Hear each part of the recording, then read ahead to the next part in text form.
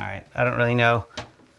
It's kind of a catch-all of shit. I wish I had something cool, like, yeah, I don't have anything cool, dude. Just a bunch of fucking cardigans.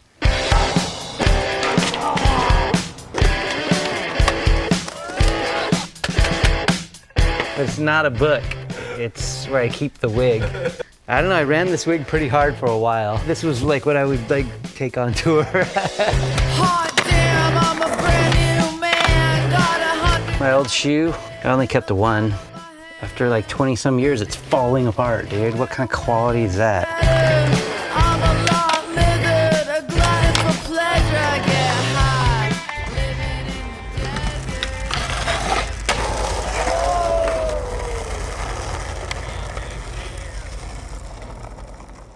Dude, I find it like photographs are like time frames of your life or whatever.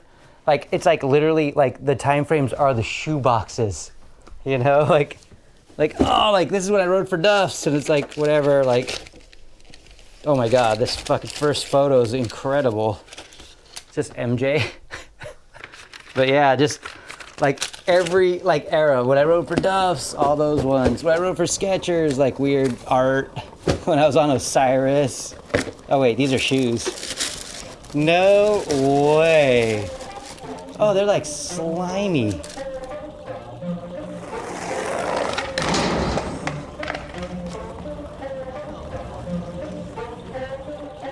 You could sprain your ankle and you didn't want to tell any of your sponsors because back then you were afraid you were going to get kicked off.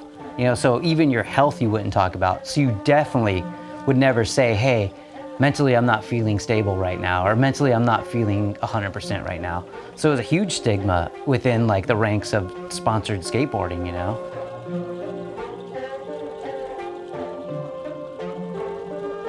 In fear that you get kicked off, or in fear that somebody would, you know, make fun of you. It was unheard of to have anybody talk about like, you know, anything ranging from being suicidal to feeling that you're not good enough to be in the van anymore. I think I landed that one. As long as you get your projects done, as long as you're doing your tricks and, you know, maintaining your career, nobody says anything about it, you know?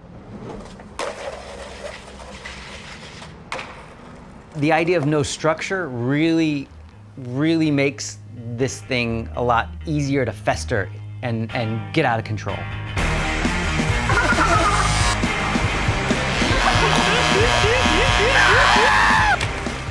And within professional skateboarding, you know, you kind of have the cards stacked against you, right? First off, you're doing something that's super dangerous. Typically at a regular job, there's unions that protect you. There's insurances that protect you if you get hurt, you know? Like, but in skateboarding, if you get hurt, that's it, that's on you. Tour life, I got a foot massage chart. And if it's a bad enough injury that you can't come back from, that's really the end of everything you've worked for. You know, so you have that on your shoulders, compounded with like, you're constantly traveling. Like there's still some wheels in here and bearings, and the next tour comes and you just kind of throw it over here and keep going, I guess. Dude, I literally have no fucking clue what these are. Taiwan, I think. Caswell, oh no, this is China. You're constantly on the road. There's never a point where you decompress. A lot of people ask me like, oh, what was your favorite era of skateboarding? Like, when was it like the funnest for you? Dude, I never had a chance to like stop and look back. Oh shit, here's the little sign that Jason was wearing at the beginning of the Tilt Mode video. This is just like a snapshot of what was happening that day. You know, in skateboarding and professional skateboarding, the task is never done. You know, maybe that project's over, but the next one is starting up. Here's the speak and spell we used for Oververt to spell Uyghur's name. Like trying to type in Uyghur and have it say that. It's pretty sick. You don't stop and go, oh, this was my body of work. I didn't keep a lot of stuff, but like I kept the insole of my shoe. What are you gonna do next to keep your name out there? What are you gonna do next, like project-wise? Like even up until like the Jacuzzi Monty video. We had the premiere on Friday night, and that weekend, me and Tony got tricks. You land that trick and you automatically think, dude, is it possible to big spin into that? That's the mind game that skateboarders have, and it's the drive for a lot of skateboarders is it's something that's untangible to conquer.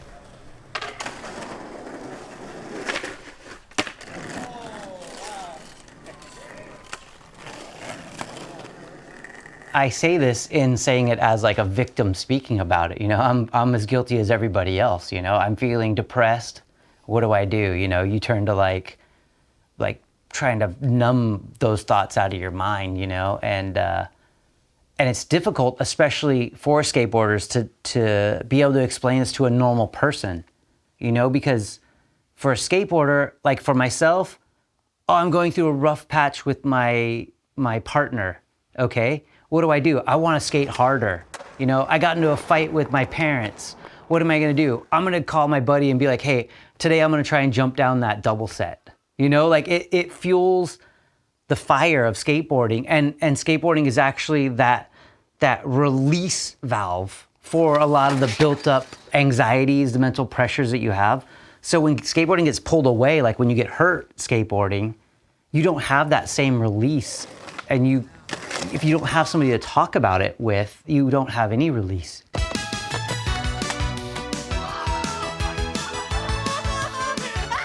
I'm only that happy on a skateboard because it's the yin and yang of like regular life was depressing, you know, and that was my balance. So when skateboarding is gone, I don't have that yo-yo effect of anything that's gonna help me bounce back up. So yeah, it was huge for me to find a mental health specialist that could talk me through like some of the feelings I was having and not it be judgmental, you know? I don't know who shot that. What was making me depressed? What was making me feel unsure of myself? You know, why do we have this like wall that we build up with people, you know? And that was one of my big issues was like building up a wall of like not letting people in. Those are the things that like talking to somebody and getting therapy like actually helped break down those walls. And the thing with that is like, there's no cure-all, you know, you don't go to somebody and they say like, oh, once you're a chicken, now you're a cow, you know, and you're like, you're done, you're normal. I love that. They give you these little snippets of tools that you could use throughout any situation in life that help you like see the other side of it and help you, I guess, recover faster from these feelings that you're starting to get, you know?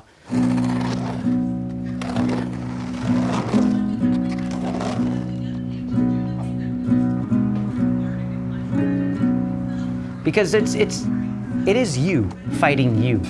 It is you in your head with your emotions and your feelings. Somebody else can't sway or change those feelings or emotions, right? You need the tools to figure out how to do that in your own head.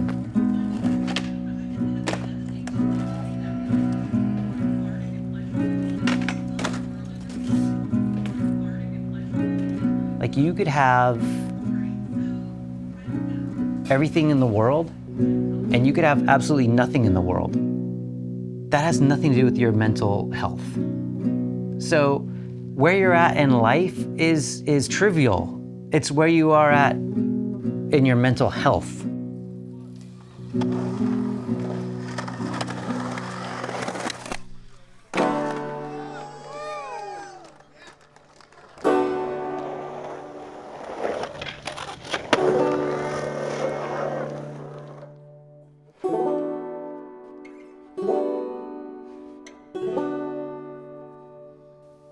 It was something I was always consciously aware of, but it didn't really hit home until Ben took his life. The light went on and it was like, hey, I'm able to help myself, which I've been able to do through therapy, but I didn't realize other people needed that help too. You know, I didn't really think of it like it was a bigger... Yeah, Ben. It's a wrap. A bigger picture until Ben, and then I realized that like, dude, if we had somebody, if there was somebody there that Ben could have turned to, you know? And that's really what like got me motivated to talk about this more and to like open up about it more, because for every one of my bins, there's hundreds of other guys out there that were dealing with that. And hundreds of thousands of people that are dealing with what I'm dealing with Ben, you know? So there's that whole thing where it compounds so quickly that like, if we just had somebody on staff that people could talk to, it could maybe help people before it explodes, you know?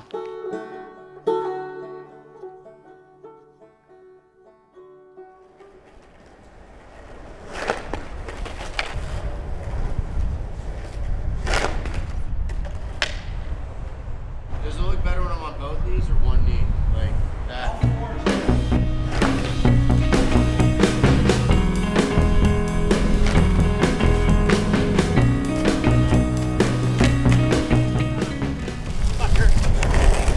So the purpose of Push Skateboarding for a Cause is really the idea that we're starting a brand that's actually going to be able to give back to skateboarding and give back to the skateboarding community.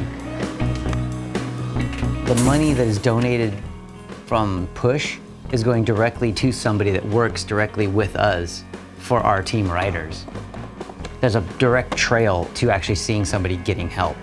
You know, it's not just going to somebody posting just an anonymous thing on the internet. You know, this is like personal. The hardest thing is that very first step. And part of what I want to accomplish with Push is that we have that first attempt for people. Like when they reach out, we actually have somebody there for them. So the hardest part is already done. So let us take care of the rest, which is setting them up with the right person for what their needs are. Because everybody's needs are going to be different and they might need a different person, you know? But we want to be there ready for when they try, when they reach out. That's what we're here for. The end goal in all of this with starting Push as a brand that's giving back is not that like we're the dudes doing it and waving our hands saying we're doing this. I feel it's more of a paving the way for every distribution to have a mental health professional on call for their riders. It's a way that other companies can like start donating and giving back to skateboarding, you know? It's giving back to the thing that always helped me out. Like with whatever problems I had in life, skateboarding seemed to always fix it. I say this to everybody, like, give skateboarding everything, and skateboarding will give back. For some people, it gives you money and fame and fortune. For other people, it gives you travel, Lester in Paris, or you meet lifelong friends. A bunch of fucking camera hogs around here. But for everybody, it gives you a different perspective on life. Oh, dude, I got this little chunk of Love Park. Like when they were tearing Love out, we went and I found a little piece. You know, and that's the powerful thing about skateboarding is that it changes who you are. And you'll always be a skateboarder after that. You'll always look at things through a different eye. This thing's like so sick. You know, and to be able to have a company that's giving back to skateboarding, giving back to our community, that's the thing about Push that like is so empowering to me.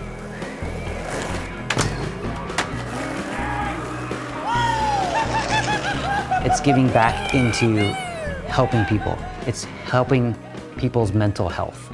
If that's our contribution to skateboarding, then that's way better than being the guy who was the first person to do a trick, you know? I'd rather be the person who was able to help out somebody who was able to help out their friends, you know, and continue to have those friends in our lives, you know, instead of them gone because they couldn't talk to somebody.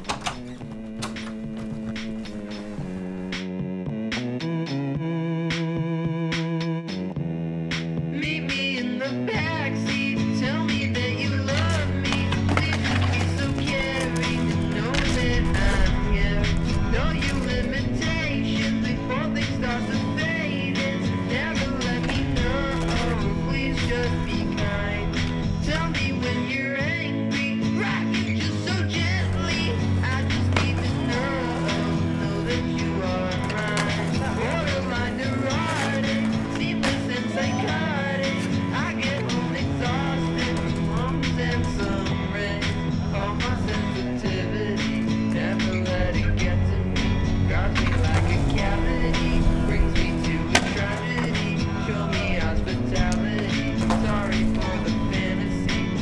even know what this old shit even is, dude.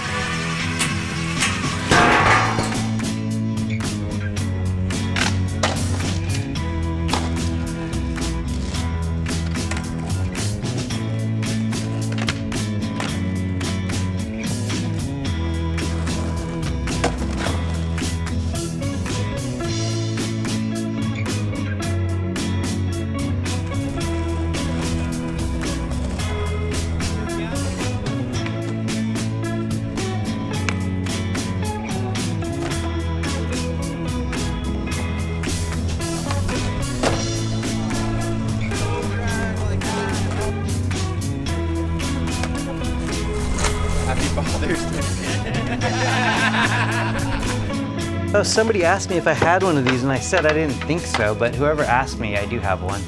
Gus. It was Gus. Oh yeah, you will freak out. Oh, I'll give it to Gus.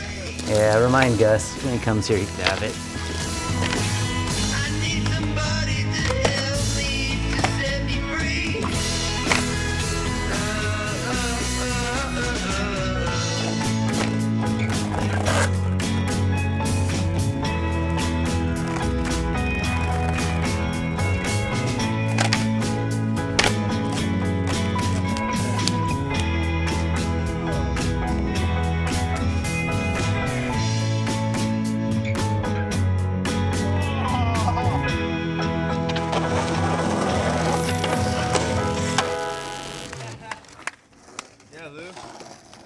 Yeah, Lou.